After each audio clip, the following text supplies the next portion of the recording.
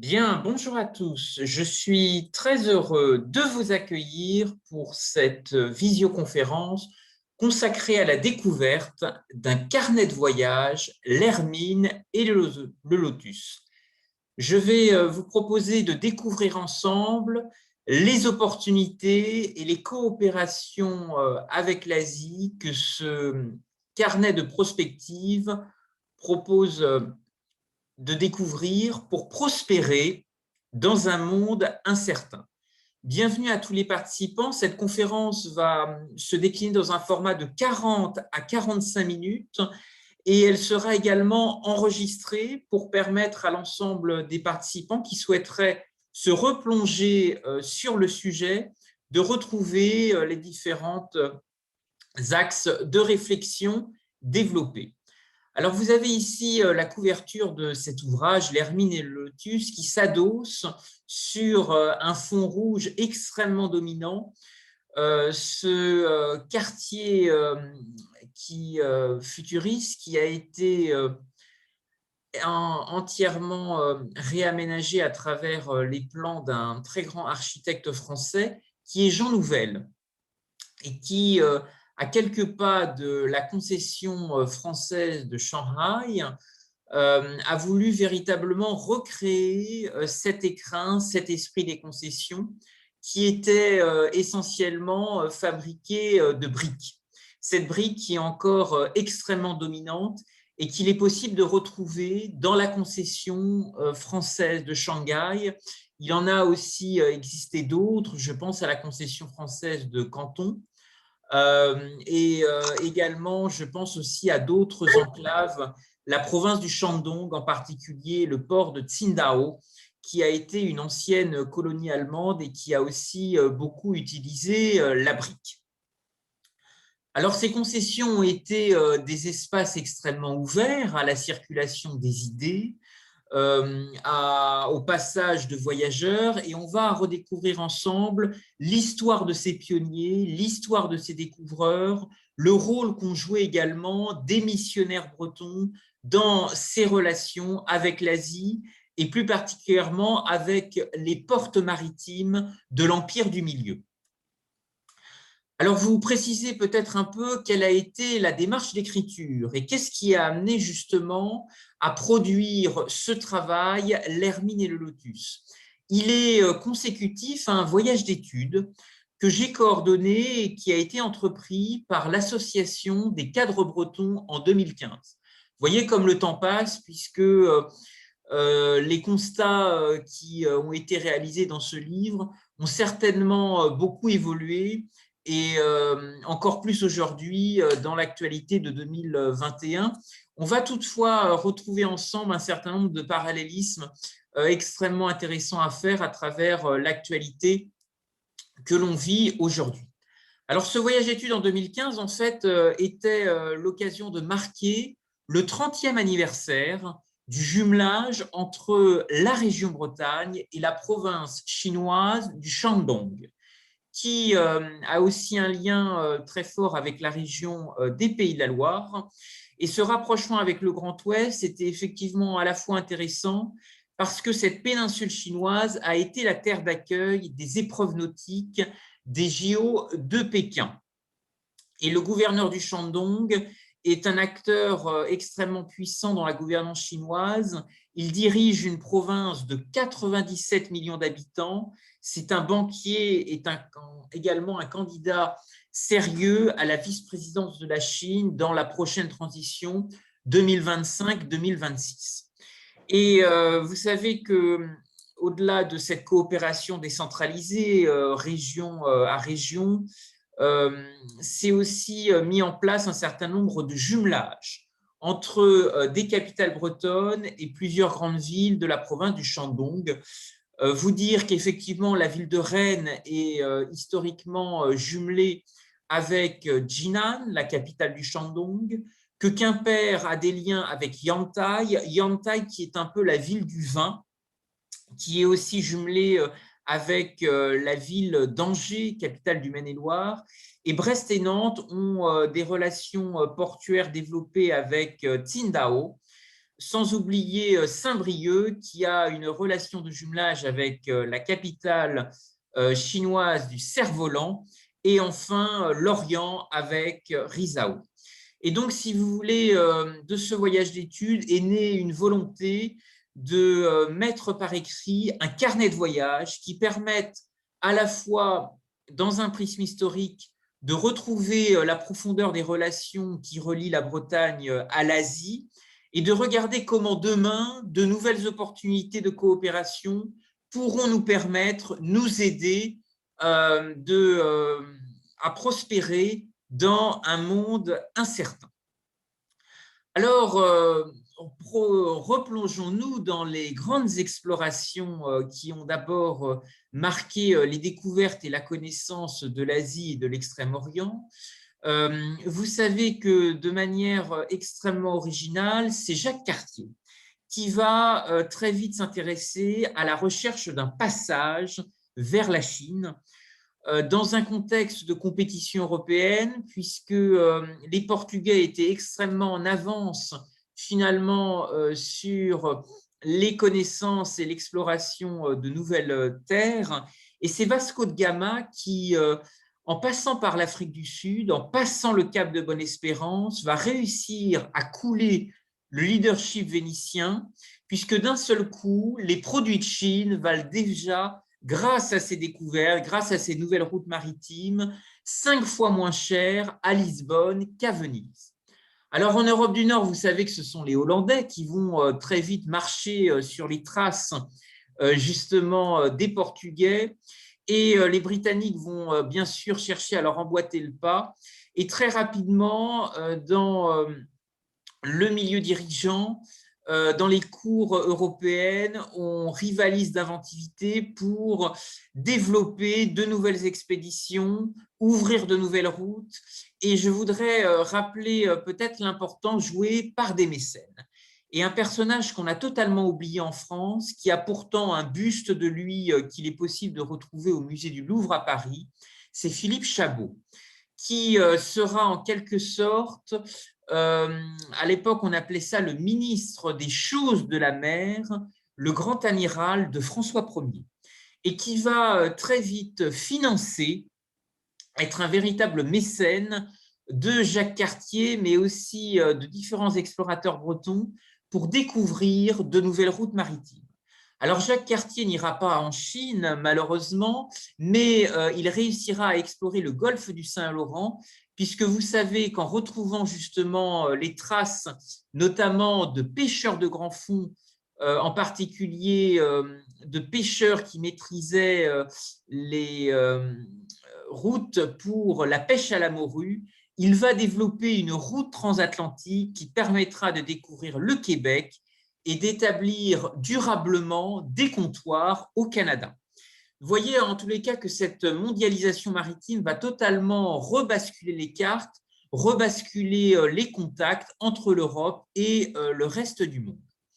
Alors, de grands explorateurs, de grands lettrés, de poètes, des écrivains vont effectivement aussi matérialiser par écrit les connaissances qui vont être développées, les prises de contact avec l'Asie. Et en particulier, c'est un voyageur qui va laisser un témoignage exceptionnel qui est Victor Ségalin. Personnalité qui est effectivement extrêmement reliée à la fois à la mémoire brestoise. Je voudrais rappeler que de nombreux chemins de mémoire rappellent aussi les pérégrinations de ce grand voyageur. Il existe une stèle commémorative à Brest que vous pouvez retrouver en vous promenant sur le cours d'Ageot. Il y a également dans le quartier Saint-Martin une plaque commémorative sur sa maison natale, et enfin plusieurs campus universitaires qui portent son nom. D'abord la faculté des lettres et sciences sociales, mais également vous dire que sa présence est aussi très très forte sur les campus universitaires de la ville de Bordeaux. Et Victor Ségalin a effectivement a laissé un formidable témoignage écrit qui permet peut-être aujourd'hui de se replonger dans la connaissance des langues asiatiques, des cultures asiatiques, et plus particulièrement dans la connaissance de la Chine. Alors très rapidement, les portes maritimes de la Chine, à travers les concessions européennes, vont effectivement attirer des voyageurs et permettent aussi de stimuler des transferts d'innovation. Et je voudrais vous parler ici de la contribution que va apporter un ingénieur naval né à Lorient, Prosper Marie Giquel, qui a participé à l'élaboration de l'arsenal impérial chinois et qui va très vite se rapprocher de la cour qui entoure le souverain de l'Empire du Milieu. Il va jouer un rôle, comme beaucoup d'autres Européens, extrêmement important dans les avancées techniques pour moderniser la Chine du 19e siècle et surtout réarmer finalement, développer des capacités en matière de haute technologie navale. Puisqu'il y a eu effectivement des soubresauts. Très vite, les concessions européennes vont finalement dominer le jeu des échanges maritimes avec l'Europe et le milieu politique et dirigeant chinois, sous la période impériale, va très vite se rendre compte du déficit de capital humain et de l'importance de développer de nouvelles ingénieries de formation, de nouveaux véhicules de connaissances et d'investissement. Ce qui amènera effectivement la création d'un arsenal dans lequel Prosper Marie Giquel a fortement contribué, à la fois à travers des outils de planification et d'organisation, mais également très vite à travers des transferts de connaissances. Il va développer la formation, éduquer des techniciens chinois aux techniques européennes. Et ça, c'est quelque chose qui sera extrêmement important, qui interviendra dans ce qui s'appelle le mouvement d'auto-renforcement chinois. Vous savez que de grandes personnalités celtiques ont eu un rôle extrêmement important, et je pense notamment à James MacGregor, qui a été gouverneur écossais de Hong Kong et qui va beaucoup œuvrer à l'éducation des jeunes Chinois et qui va créer un cercle extrêmement vertueux pour encourager la prospérité du port au parfum. Alors, les Français ne seront pas les seuls, effectivement, dans cette diplomatie d'influence. Je vous parlais de James MacGregor. Les Écossais ont été extrêmement impliqués dans le développement de Hong Kong. Ça sera également aussi le cas de Singapour. Et je voudrais aussi mentionner, bien sûr, l'importance des Anglais, des Britanniques, qui vont aussi être extrêmement impliqués dans ce travail de longue haleine, ce travail de long terme, qui va être aussi au cœur de jeux d'acteurs extrêmement fragiles, puisque ce mouvement d'auto-renforcement chinois impérial sera au cœur de nombreuses tentatives de réforme institutionnelle à la fin de la dynastie Qing, et qui sera à la fois guidé par un réarmement intellectuel et moral, puisque une série de défaites militaires et de concessions faites aux puissances étrangères avaient fragilisé le leadership chinois. Et précisément, la cour impériale va très vite comprendre que pour faire la paix avec les puissances occidentaux, pour corriger les lacunes des traités inégaux qui avaient été consécutifs aux différentes guerres de l'opium, il va falloir développer une nouvelle génération de fonctionnaires progressistes et gérer effectivement ce rapport à l'Occident, ce rapport à l'Europe en intelligence à travers des transferts de connaissances et des transferts de compétences. Alors, cette interdépendance européenne, faut-il y voir effectivement une influence de l'Occident en Orient? Et à vrai dire, cette période va être assez mitigée parce qu'en réalité, va très vite s'opposer une philosophie confucéenne extrêmement conservatrice à une volonté effectivement progressiste de s'ouvrir sur le monde. Et finalement, la Chine, à cette période-là, va se retrouver, je dirais, un peu en demi-teinte, avec deux écueils, deux tentations, à la fois un repli sur soi et une très grande ouverture sur le monde.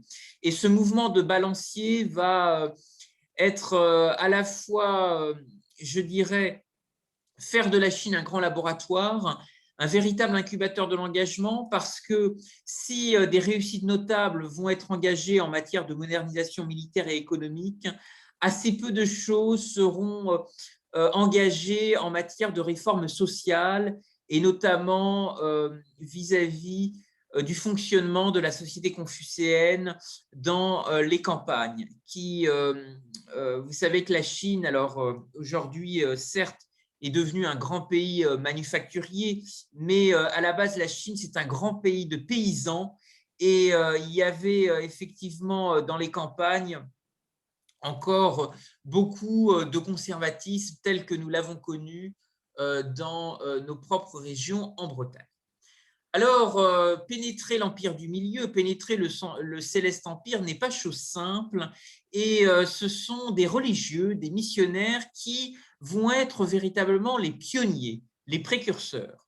D'abord parce que finalement, sur la route de la soie, la grande extension de l'Empire interpelle, interroge et suscite finalement l'importance de faire fonctionner la diplomatie, de faire fonctionner des intermédiaires, des intercesseurs qui peuvent jouer un rôle extrêmement important dans un certain nombre de rapports de force et d'énigmes géopolitiques, puisque effectivement, ce sont d'abord des religieux qui, sous couvert de missions et d'expéditions scientifiques, vont s'introduire dans les rouages du Céleste Empire. Ils vont apporter d'abord des connaissances en optique, en accastillage. Ils vont aussi très vite montrer leur intérêt à développer dans les campagnes des éléments de connaissances académiques et religieux. Ces missionnaires vont avoir un rôle très important. Ce sont bien entendu, alors ici vous voyez une photo, ce sont les jésuites qui vont avoir un rôle très important en Chine.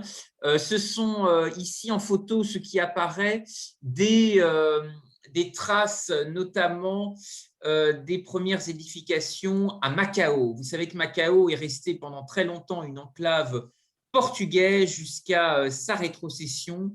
Et vous pouvez retrouver ici le patrimoine spirituel encore très présent de Saint-Vincent de Paul. Alors, ça peut effectivement interpeller. Existe-t-il encore aujourd'hui des formes dans un pays communiste, des formes, des traces de ce patrimoine religieux? La Bretagne a envoyé de nombreux missionnaires. Je voudrais ici vous citer l'exemple notamment de Pierre-Vincent-Marie Minguet, qui était originaire de Redon. Mais il y a eu également d'autres missionnaires bretons extrêmement importants pendant cette période. Alors, existe-t-il encore aujourd'hui des traces justement en Chine continentale, c'est-à-dire à l'extérieur de Macao et de Hong Kong? Oui. Oui, dans la province du Shandong, qui est jumelée à la région Bretagne, vous pouvez trouver encore des témoignages extrêmement forts. Et je voudrais ici vous citer l'exemple de la cathédrale Saint-Michel de Tsingtao. Alors, Tsingtao, qui a été un très grand port allemand, dont il existe encore aujourd'hui des traces extrêmement fortes d'architecture. Vous avez ici des photos qui vous mettent en valeur notamment plusieurs chalets, résidences qui empruntent une architecture bavaroise très très forte. Le Land de Bavière est toujours jumelé aujourd'hui avec la province du Shandong qui elle-même a une relation, on va le découvrir ensemble, avec la région Bretagne. Et cette péninsule du Shandong a été effectivement une voie de pénétration très forte de l'influence allemande. Il y a encore beaucoup d'entreprises allemandes très présentes. La capitale du Shandong, à Jinan, à la différence de l'influence allemande a malheureusement uniquement que 3 entreprises qui sont présentes sur son sol, une unité industrielle de Peugeot, Peugeot Scooter, le groupe hôtelier Sofitel et l'Alliance française de Jinan qui rayonne sur toute cette province du Shandong. Mais la mémoire des Européens dans cette partie de la Chine continentale est encore très forte. Vous savez qu'il y avait beaucoup d'inondations et on garde encore beaucoup en souvenir l'importance des travaux de canalisation qui avaient été construits par les Chinois. Et cette solidité allemande, elle est encore très imprimée dans la tête des Chinois.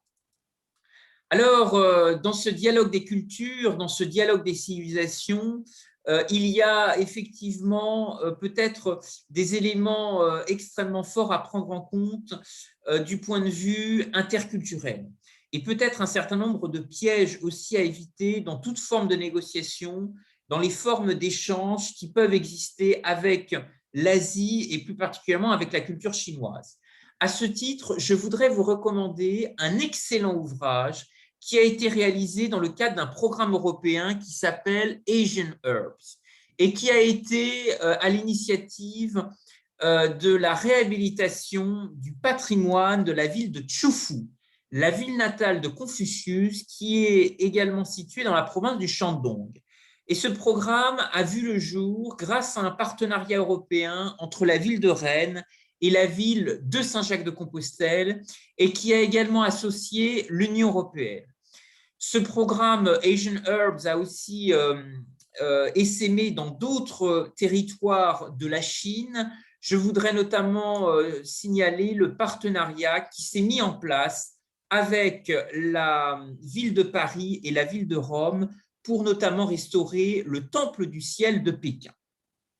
Mais regardons ensemble comment finalement Rennes et Saint-Jacques-de-Compostelle ont travaillé de concert pour réhabiliter la ville natale de Confucius, la ville de Chufu, qui est un lieu extraordinaire que je vous invite à découvrir ensemble. Et il est né de ce travail de coopération un livre blanc passionnant à découvrir et qui résume à la fin peut-être 4 enseignements à retenir. D'abord, c'est l'appréciation inégale de la notion de contrat. Il faut bien comprendre que la conception occidentale de l'offre et de la demande n'est pas la même en Asie. Elle est interprétée très différemment et cette notion écrite du contrat, qui est très, très, très forte dans notre culture juridique occidentale, va très rapidement être remis en question. Vous savez qu'avec les Chinois, il y a souvent un zéro de trop et qu'il faut négocier âprement en permanence, et ce qui est mis par écrit n'a en final aucune valeur. Ce qui veut dire que ce qu'on met sur le papier n'est finalement que quelque chose doté d'une très forte relativité, et c'est ce travail permanent de négociation à l'oral sur le terrain, sur l'observation directe du terrain, qui est véritablement la seule garante du travail sur le long terme. D'où l'intérêt, c'est le point numéro 2 ici, de s'adjoindre d'experts, de médiateurs, pour gérer justement ces différences culturelles. Et bien entendu, dans les divergences d'appréciation, dans les nuances qui seront exprimées dans le débat autour d'un projet, toujours maintenir une attitude de modestie qui donne une grande force aux négociateurs européens parce qu'elle offre une très grande liberté. Et je pense qu'il ne faut surtout pas, dans les expériences, tous les cas que j'ai vécus moi-même sur place, ne surtout pas être donneur de leçons, mais au contraire garder une très grande attitude d'humilité, de modestie, qui par la suite va se révéler être une très grande force. Une très grande force pour marquer des points dans les temps du projet, puisque dans nos organisations européennes, nos outils de planification sont extrêmement différents des asiatiques, et en particulier en Chine, on a finalement une façon de gérer le temps qui est extrêmement différente. Alors, si la patience, et je voudrais rappeler une formule chinoise à ce titre, avec le temps et la patience, le mûrier devient soi. Et si la patience porte ses fruits, il est possible de développer des coopérations exceptionnelles, des outils de dialogue extrêmement ambitieux. Et à ce titre, je voudrais vous signaler l'existence d'un jumelage entre une montagne sacrée en Chine qui s'appelle le mont Taishan et le mont Saint-Michel, qui effectivement est une véritable vigie, un formidable élément de rayonnement pour notre région aux portes de la Normandie et de la Bretagne, pour attirer des touristes, pour attirer des visiteurs étrangers, pour intéresser aussi des pèlerins qui auraient envie peut-être de marcher sur les traces du dialogue des cultures, des civilisations, parce que finalement, la merveille de l'Occident a une formidable opportunité, un tapis rouge pour développer une toile en Orient. Vous avez encore beaucoup de pèlerins qui marchent du Japon à la Corée du Sud, en passant par la Chine continentale, sur les traces du confucianisme. Et avec le rayonnement aujourd'hui des industries culturelles et créatives, le Mont-Saint-Michel, mais de grandes capitales bretonnes, avec la richesse de leur patrimoine, ont énormément d'opportunités à développer pour se rapprocher de l'Asie, ouvrir de nouveaux liens dans le domaine aussi des nouvelles technologies. Et ici, vous avez notamment un exemple mis en valeur dans le champ de la cybernétique et de la robotisation, puisque vous savez qu'un Japonais paralysé des jambes a voulu réaliser son rêve de gravir les ruelles sinueuses du Mont-Saint-Michel, et il a été assisté par un robot. Et ce robot l'a accompagné dans cette marche, et peut-être que demain, pour développer de nouveaux vecteurs, parier sur les nouvelles technologies pourrait être justement un élément fort du développement des relations avec l'Asie. Alors, l'Hermine et le Lotus, ce carnet de voyage a justement identifié un certain nombre d'acteurs clés qui peuvent être des facilitateurs dans cette relation riche et complexe. Il y a tout d'abord le rôle des passeurs, ceux qui transmettent. Il y a ensuite l'importance jouée par les déclencheurs, ceux qui propagent, les défricheurs, ceux qui osent, et enfin les connecteurs, qui sont ceux qui forment les réseaux. Cette publication L'Hermine et le Lotus est disponible en version numérique et je la transmettrai bien volontiers à l'ensemble des participants à cette visioconférence. Vous avez ici mon adresse courriel si vous souhaitez recevoir cette publication, et elle peut effectivement servir d'outil si vous avez des voyages d'études que vous souhaitez préparer en Asie lorsque les restrictions de circulation seront simplifiées. Alors revenons peut-être un peu sur l'histoire et l'histoire étonnante des relations entre la France et la Chine moderne. Elles sont intervenues le 27 janvier 1964.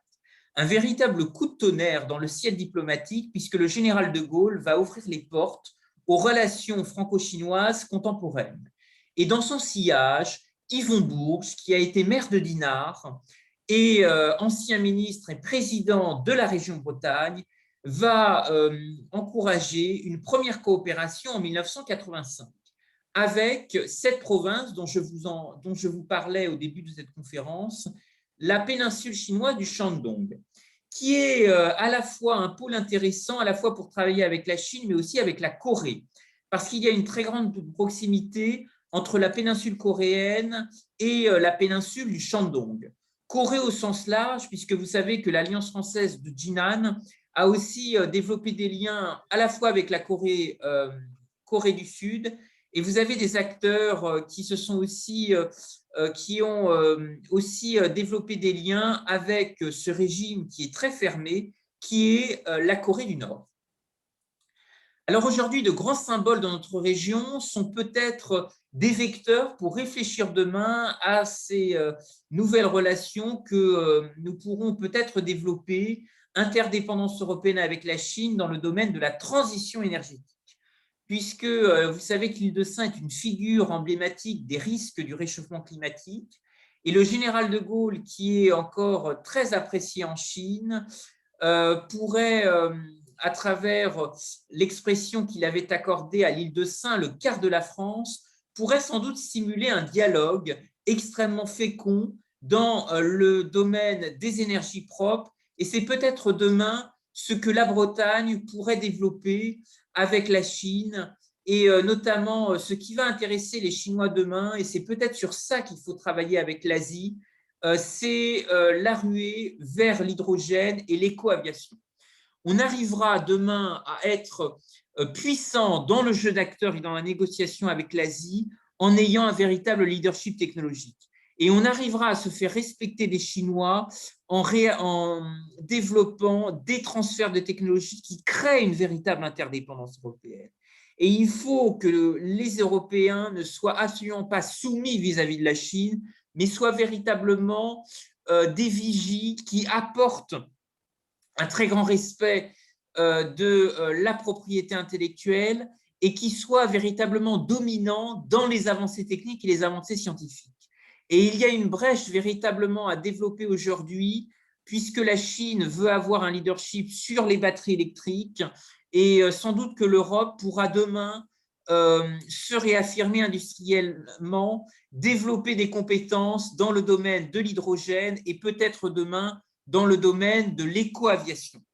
Nous avons des lieux qui peuvent être des vitrines. Je voudrais à ce titre vous signaler l'importance de la démarche de lycée vert, du lycée international Charles de Gaulle de Pékin. Vous savez qu'à Pékin, certaines périodes de l'année, l'air est irrespirable et l'environnement, c'est l'enjeu numéro un. Et c'est véritablement là où l'Europe peut être un véritable laboratoire et montrer effectivement l'importance de ces dynamiques collaboratives en développant un véritable leadership intellectuel.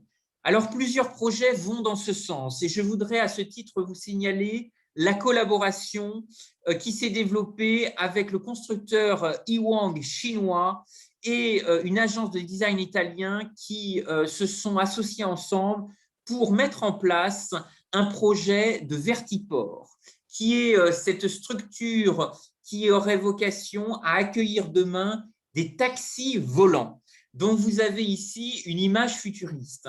Et ce vertiport, qui a été promu par un architecte italien à travers une agence de design dans le nord de l'Italie, a voulu s'associer avec un acteur manufacturier chinois pour développer des capacités de production. Et voyez que la forme de ce vertiport épouse la forme d'un arbre. Cet arbre, c'est le baobab qui entend demain peut-être être un écrin, un totem pour relier les continents et relier les hommes entre eux. Alors, regardons peut-être à l'échelle de l'Asie comment finalement l'hydrogène va aussi probablement modifier en profondeur les énergies et les mobilités du futur. Vous savez que Toyota est un grand partenaire des Jeux olympiques de Tokyo qui devaient initialement s'organiser en 2020, déplacés maintenant à 2021. Et Toyota a décliné toute une palette de nouvelles solutions de mobilité et expérimenter ce que les JO de Tokyo voulaient déployer, à savoir mettre en place cette société de l'hydrogène. C'est une ambition de l'archipel, des autorités japonaises qui entendent véritablement développer une société modèle qui pourrait inspirer par la suite les grands tigres asiatiques. Et c'est à la fois de grands cabinets d'études japonais qui travaillent sur ce sujet, qui veulent aussi l'inscrire au chevet de grandes réformes sociétales, puisqu'avec le vieillissement de la population au Japon, finalement, l'hydrogène serait un élément extrêmement fort du passage de l'industrie 4.0 à une société 5.0 beaucoup plus agile qui utilise à la fois l'Internet des objets, l'intelligence artificielle, la robotisation et aussi les sciences du vivant. Et finalement, cette ruée vers l'hydrogène demain va être une révolution industrielle qui va peut-être rapprocher et relancer les échanges entre Asie et Occident. Les Japonais sont effectivement très engagés dans ce dynamisme, la Chine, bien entendu, la Corée, et vous avez également Taïwan, Hong Kong, différentes grandes capitales qui souhaitent être véritablement moteurs dans ce domaine. Alors l'hydrogène est peut-être effectivement un lien qui peut redonner vie à une histoire extrêmement forte que nous avons connue en Bretagne. C'est l'histoire de nos canaux. Vous savez que Voies navigables de Bretagne, qui est rattachée à la région, entend véritablement mettre en valeur le rôle qu'a joué l'arrière-pays breton pour faire circuler des innovations, faire circuler des idées. Et vous savez que les canaux bretons ont été au cœur d'une activité logistique intense, ont été au cœur de nombreuses innovations fluvio-maritimes. Ici, je vous montre de vieilles photos archives qui pourraient peut-être renouveler le rôle que pourrait jouer Redon demain en tant que Venise de l'hydrogène, puisque vous savez que cette ville a été à la fois rythmée par un avant-port relié à Rennes, mais aussi une route du sel extrêmement active qui a attiré des corsaires, des greniers à sel de Redon jusqu'au Croisic. Et très vite, les corsaires se sont intéressés à la façon de reconvertir des navires. Et vous avez un quai Surcouf à Redon qui, à la fois, nous replonge dans l'histoire de Nicolas Surcouf et de Robert Surcouf.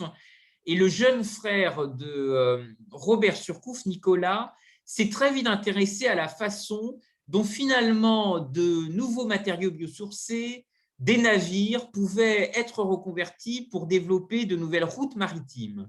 Et Redon, comme d'autres villes le long du canal de Nantes à Brest, ont été de puissants vecteurs de développement de formes de cabotage. Et peut-être que demain, avec l'hydrogène, avec l'éco-aviation, nous arriverons à reconstruire de nouveaux carrefours de l'économie circulaire. Beaucoup d'associations le long des canaux en Bretagne sont véritablement moteurs dans ces réflexions, réactualisent des travaux historiques et peut-être que nous arriverons ensemble dans les énergies du futur à développer de nouvelles coopérations qui pourraient intéresser, bien entendu, l'Asie. Alors, vous dire l'importance aussi, peut-être que l'hydrogène pourrait jouer demain dans le champ de l'éco-aviation, puisque vous savez que les temps pionniers de l'aviation sont nés dans des hangars à bateaux avec les premiers hydravions en bois et en tissu. Et c'est peut-être un axe très fort demain qui pourrait stimuler les relations de l'Hermine et le Lotus. Ce sont des réflexions qui ont été développées dans cet ouvrage que je vous invite à découvrir. Et les innovations fluvio-maritimes, à ce titre, sont un élément extrêmement fort qui pourrait demain rapprocher l'Orient et l'Occident, développer de nouvelles alchimies, de nouveaux véhicules d'investissement. La Bretagne pourrait certainement attirer de grands investisseurs dans le domaine de l'hydrogène et accueillir de nouvelles révolutions industrielles. Je vous rappelle que l'hydrogène vient du grec ancien hydro, qui veut dire eau, et du suffixe gène, qui signifie qui forme, qui engendre et qui génère. Et il est possible certainement de renouer ensemble vers de nouvelles odyssées. À ce stade de la conférence, je voudrais vous encourager, si vous souhaitez faire part de vos réactions, à utiliser la bulle de discussion dans laquelle vous pouvez écrire, faire part aussi de vos échanges et bien entendu développer des questions que vous souhaiteriez faire part. Alors, la Bretagne a été au cœur de ce commerce fluvio-maritime, elle a été au point du progrès. Et c'est peut-être cela qui pourrait demain stimuler l'hydrogène, stimuler de nouvelles avancées techniques. Vous dire que Nantes a accueilli en 1924 une très grande exposition nationale qui, à cette époque, avait fait beaucoup fureur en mettant en valeur les avancées de la féélectricité et en révélant l'importance que les avancées électriques pouvaient à l'époque déployer pour les travaux de mécanisation, pour les exploitations agricoles, pour développer de nouvelles innovations techniques et faire progresser la science et les connaissances. Alors l'hydrogène, vous le savez, est une priorité des institutions européennes, c'est le Green Deal de la Commission européenne. Un écosystème hydrogène très fort se développe aujourd'hui sur l'ensemble du territoire régional. Vous avez ici l'ensemble des pôles qui sont effectivement des acteurs, collectivités, entreprises, établissements d'enseignement supérieur, le rôle joué bien sûr par l'université qui est fondamental, et c'est certainement un axe de coopération très fort qui va pouvoir peut-être relancer demain des échanges avec l'Asie. Ici, vous avez aussi la dynamique hydrogène développée par d'autres régions. Je vous disais que le bassin industriel de Nantes-Saint-Nazaire, par exemple, est extrêmement relié avec Qingdao en Chine. Vous avez d'autres villes ici sur la carte qui ont des liens très forts avec le Japon et avec la Corée. Il y a ici un plan hydrogène extrêmement intéressant à suivre, déployé notamment par la région Normandie, avec un axe Seine très fort qui se développe, comme vous le voyez avec les différents projets. Et je pense que ça peut encourager la Bretagne à bien prendre conscience de l'importance des innovations fluvio-maritimes, mieux valoriser les canaux, développer de nouvelles alchimies, de nouveaux véhicules d'investissement pour demain. Surtout que nous avons en Bretagne un projet révolutionnaire, c'est le projet Green Pig, qui entend transformer de l'urine de porc en hydrogène vert. Vous savez que 20 litres d'urine de porc permettent la production d'1 kilo d'hydrogène vert. C'est une révolution, et avec ce kilo d'hydrogène, il est possible de parcourir une centaine de kilomètres en voiture. Ce sont ces types de technologies, ce type de projets innovants qui intéressent l'Asie.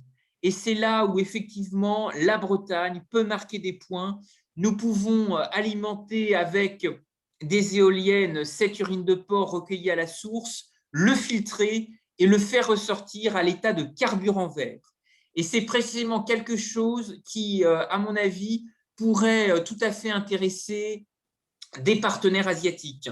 Vous savez que la Chine est le premier consommateur de porc au monde, et la filière porcine bretonne a, avec de grandes coopératives, avec la Coperle, avec de grands acteurs, a certainement des alchimies inédites à développer demain, de nouvelles odyssées industrielles à développer, comme l'ont fait de grands armateurs et de grands ingénieurs dans le domaine des chantiers navals sous l'époque impériale.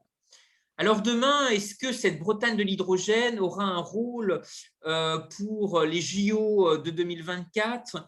Effectivement, la Bretagne gagnerait à peut-être devenir un éco-airport régional européen qui pourrait être une vitrine en Asie pour montrer les capacités que nous avons à réinventer nos voies navigables, à développer aussi peut-être de nouveaux itinéraires dans l'exemple de Vélo Odyssée, accueillir peut-être des bases arrières pour les Jeux Olympiques de 2024, c'est véritablement une référence mondiale qui pourrait nous aider à marcher sur les traces et l'histoire des pionniers et des découvreurs de notre territoire. Alors, certains pionniers, je vous ai parlé de Redon en tant que Venise de l'hydrogène.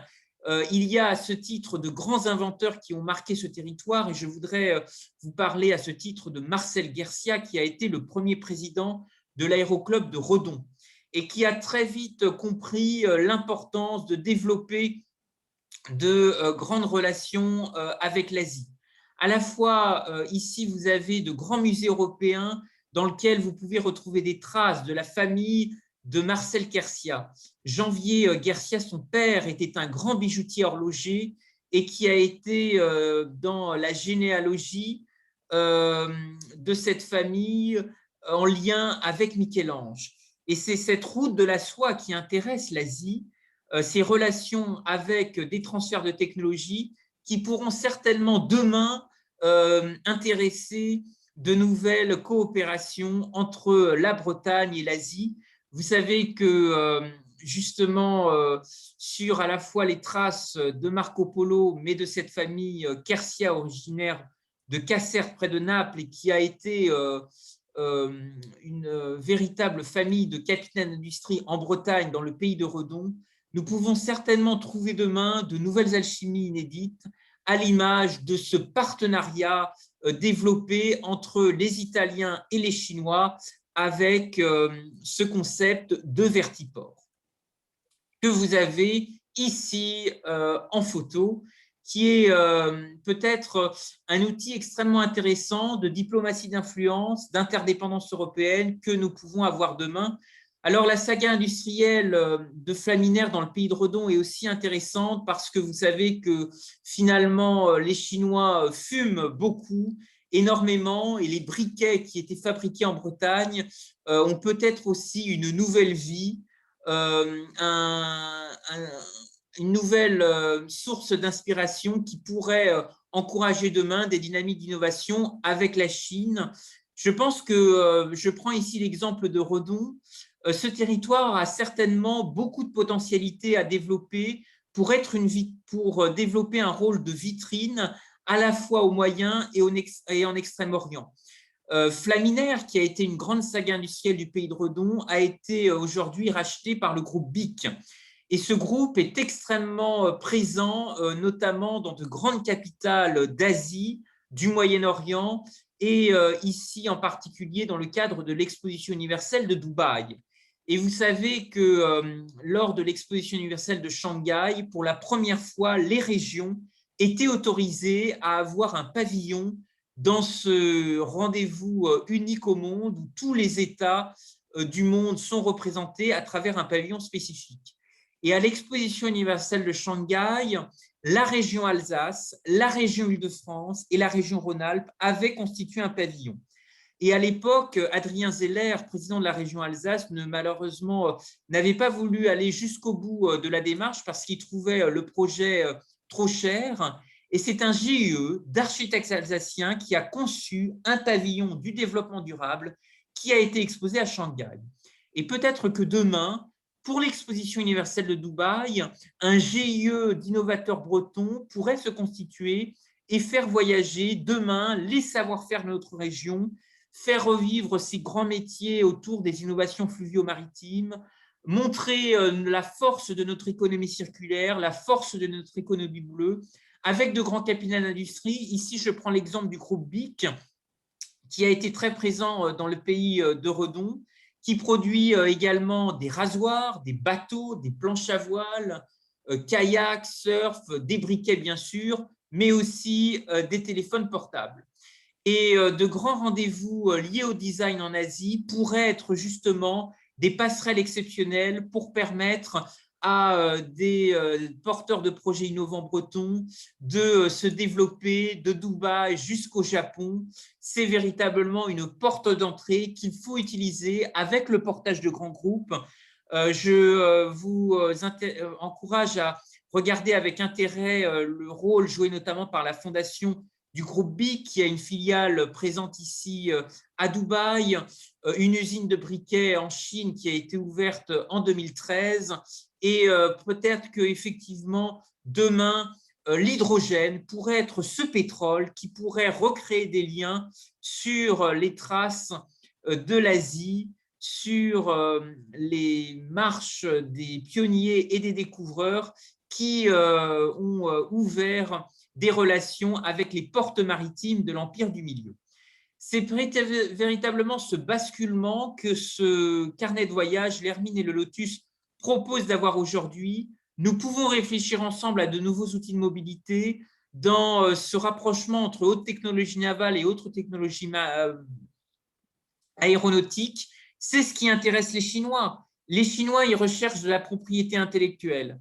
Ils recherchent des projets, mais il faut leur proposer des projets qu'ils ne peuvent pas copier. Il faut leur proposer des projets où les Bretons, les Européens ont un véritable leadership. Et le Chinois doit acheter la technologie européenne. Il faut, pour notre région, donner véritablement envie, montrer comment nous pouvons être un modèle qui concilie le pragmatisme écologique et le pragmatisme économique.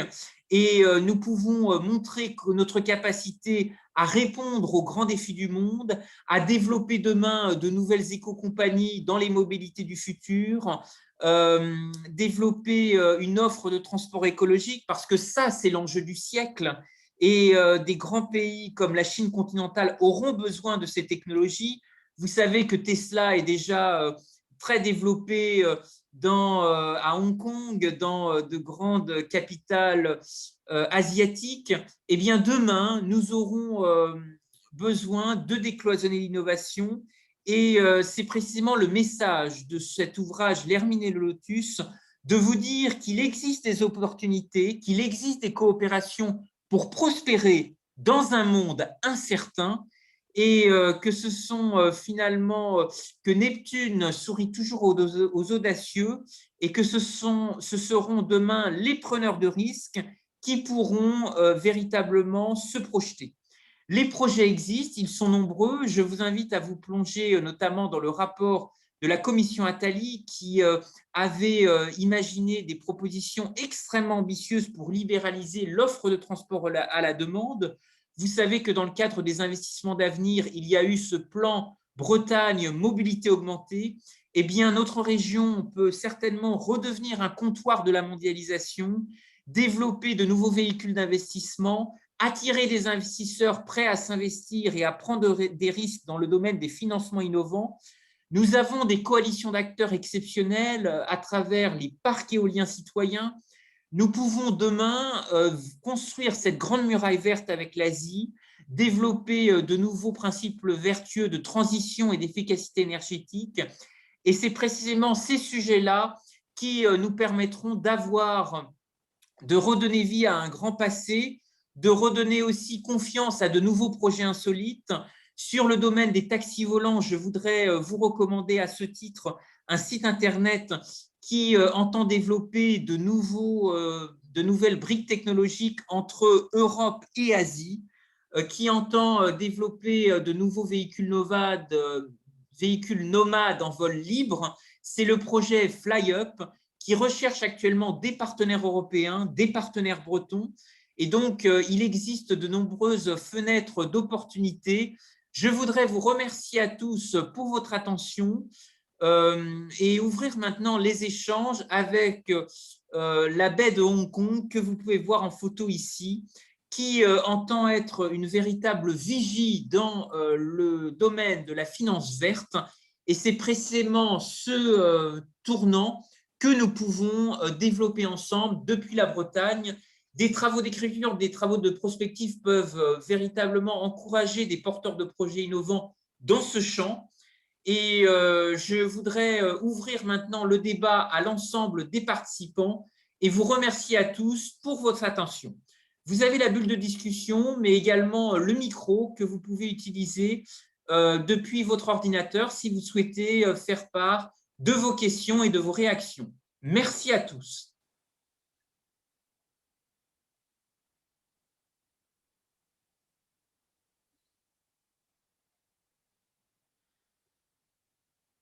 Alors, n'hésitez pas, si vous avez vous-même, dans vos différents voyages, dans vos différents déplacements, pu découvrir des pays, des langues asiatiques, des cultures asiatiques, faire part de vos propres expériences. Les Bretons ont voyagé également dans l'océan Indien, donc vous avez peut-être aussi des expériences à partager. Je vous invite à prendre le micro si vous souhaitez réagir.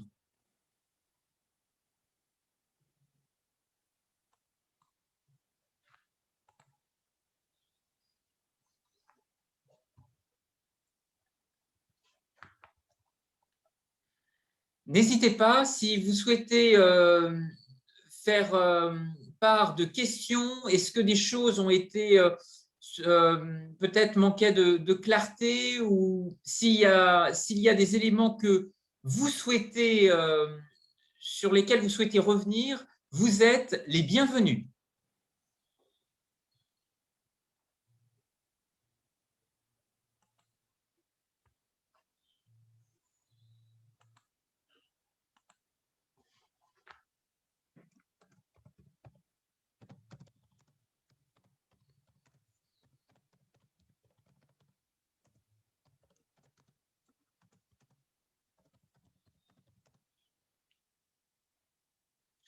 Bien, s'il n'y a pas de questions, vous dire que les planches de cette conférence seront mis à la disposition de l'ensemble des participants.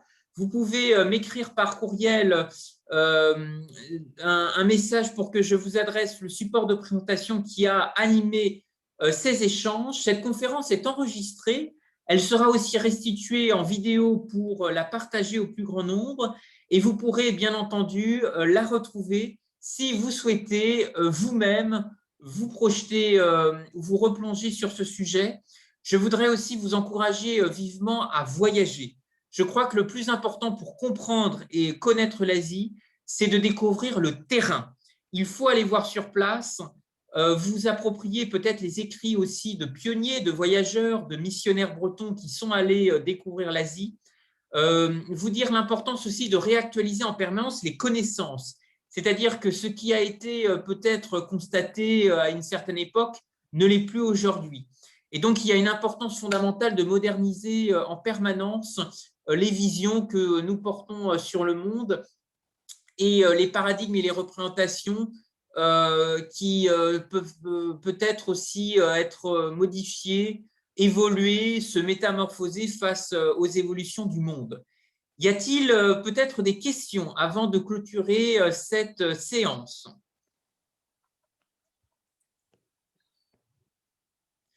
Alors, une personne réagit et demande effectivement des informations sur le canal de béton. Alors, le canal de béton, effectivement, a une histoire extrêmement importante. Vous savez qu'on a surnommé ce territoire pendant longtemps la Petite Hollande. Le canal de béton, vous pouvez retrouver sur cette commune une association qui a développé des liens importants avec l'Indonésie. Puisque j'ai parlé un peu des chantiers navals et vous savez que finalement, les premières connaissances dans la construction des bateaux se sont développées du Moyen-Orient, notamment les boutres dans le golfe Persique, jusqu'à Bali en Indonésie. Et il y a sur la commune de Béton une association qui s'appelle l'AFID et qui souhaite notamment développer et en particulier inscrire à l'UNESCO ce qui s'appelle les maisons Thoraya. Ces maisons Thoraya sont tout simplement des bateaux qui ont été reconvertis pour servir de toit à des maisons en Indonésie. L'Indonésie est un archipel qui a, dans son insularité, développé une très forte culture maritime et des recherches ont été développées à Béton parce que le rôle du canal a été extrêmement fort. À la fois, un cabotage extrêmement actif s'est développé sur le canal d'Île-et-Rance qui permettait de développer du trafic à l'abri des corsaires, à l'abri des attaques qui étaient très fortes dans l'estuaire de la Rance, mais aussi aux portes de Saint-Malo. Et le canal de Béton va aussi être un formidable laboratoire de matériaux biosourcés, parce que ce sont les Hollandais qui vont explorer en particulier l'Indonésie, qui vont recruter dans toute l'Europe des corps de métier, des charpentiers, des corps de marine, et très vite, le canal de Béton va être un formidable lieu pour à la fois exploiter les ressources du bois, utiliser aussi de nombreuses connaissances, en particulier les mousses, utiliser les savoirs de la botanique pour permettre d'entretenir le canal et développer un chemin de halage extrêmement actif qui permette en permanence de faire transiter des marchandises et des cargaisons. Alors, il y a maintenant des itinéraires cyclistes qui permettent, depuis le canal de Béton, de redécouvrir avec intérêt le cabotage extrêmement actif qui s'est développé jusqu'à Redon. Et il y a eu un axe effectivement extrêmement fort qui, à travers Voies navigables de Bretagne, vise aujourd'hui à développer le tourisme fluvial. Vous pouvez, le long des écluses, retrouver énormément de choses. Sur le canal de Béton, vous dire aussi l'importance des maisons éclusières, qui certaines accueillent des résidences temporaires d'artistes. Et des associations, des festivals voudraient accueillir notamment des artistes qui viennent de l'Asie pour travailler sur ce dialogue, développer aussi les liens avec justement le cabotage, les innovations fluvio-maritimes, qui demain auront un rôle extrêmement important pour cristalliser des dynamiques d'innovation peu coûteuses. dans le domaine de l'hydrogène, dans le domaine des énergies du futur. Et ce dialogue a besoin effectivement d'être stimulé. À ce titre, je voudrais vous signaler aussi un travail qui est mené notamment en Alsace par une ville qui est très en avance sur ce sujet, qui est la ville de Strasbourg. Vous savez que Strasbourg est une grande ville fluviale, que le port de Strasbourg a aussi développé des liens très importants sur le Rhin, des contacts extrêmement forts avec la Chine et avec l'Asie, et actuellement, pendant tout le mois de juin, met en place une programmation culturelle extrêmement ambitieuse qui s'appelle l'Industrie Magnifique. L'Industrie Magnifique qui vise à faire renaître de vieux métiers, de vieux savoir-faire, de faire rencontrer des artistes, des designers, aussi des corps de métier qui permettent de faire travailler des porteurs de projets innovants, des capitaines d'industrie. Et l'Industrie Magnifique, vous pouvez retrouver le site internet de cette initiative qui est extrêmement intéressante et qui pourrait sans doute inspirer Voies navigables de Bretagne, le canal de béton, parce que finalement, ce programme qui a été mis en place à Strasbourg par le directeur marketing Monde de Cronenbourg pourrait certainement aider à faire renaître la vie du canal, faire renaître aussi le travail très important pas seulement des maisons éclusières, mais des tanneries, le travail du cuir. Nous avons énormément d'industries qui ont vécu grâce au canal. Et le déclin qu'a rencontré le canal avec progressivement le développement du chemin de fer et de voies alternatives, je crois que la réflexion futuriste que nous avons à avoir aujourd'hui, c'est comment ce canal peut devenir un ensemblier. Comment le canal peut au contraire travailler en complémentarité avec des voies alternatives de mobilité et les voies alternatives de mobilité du futur. C'est bien pour ça que j'ai insisté sur l'hydrogène. Le canal retrouvera une nouvelle vie quand, en complémentarité du tourisme fluvial, nous arriverons à développer ensemble de nouveaux usages qui connectent aussi les cultures, d'où l'importance de relier Europe et Asie autour de ces innovations fluvio-maritimes. Alors, merci infiniment d'avoir posé votre question, d'avoir relancé aussi le débat. J'apprécie effectivement. N'hésitez pas s'il y a des informations complémentaires que vous souhaiteriez avoir. Plus d'informations sur le canal de Redon sont à découvrir effectivement dans l'ouvrage « L'Hermine et le Lotus » que je peux vous adresser bien volontiers. Et si vous avez aussi d'autres éléments dans la conférence que vous souhaiteriez découvrir qui n'ont pas été mentionnés, je vous invite à le signaler dans la bulle de discussion qui est mise à votre disposition.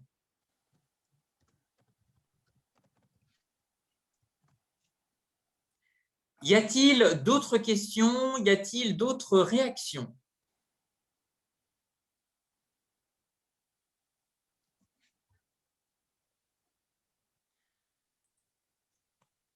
Alors, écoutez, merci en tous les cas pour votre attention. J'ai laissé mon adresse courriel si vous souhaitez recevoir les planches de cette conférence et des ressources complémentaires sur la vie du canal et sa relation effectivement avec les Indes orientales, le travail de mémoire qui a été mené entre la Bretagne et l'Indonésie à travers les relations avec les Néerlandais et la petite Hollande bretonne sur le canal de Redon. Je voudrais vous remercier à tous pour votre attention. Cette conférence sera restituée en vidéo et merci encore pour avoir participé à ce débat. Je vous souhaite une excellente journée.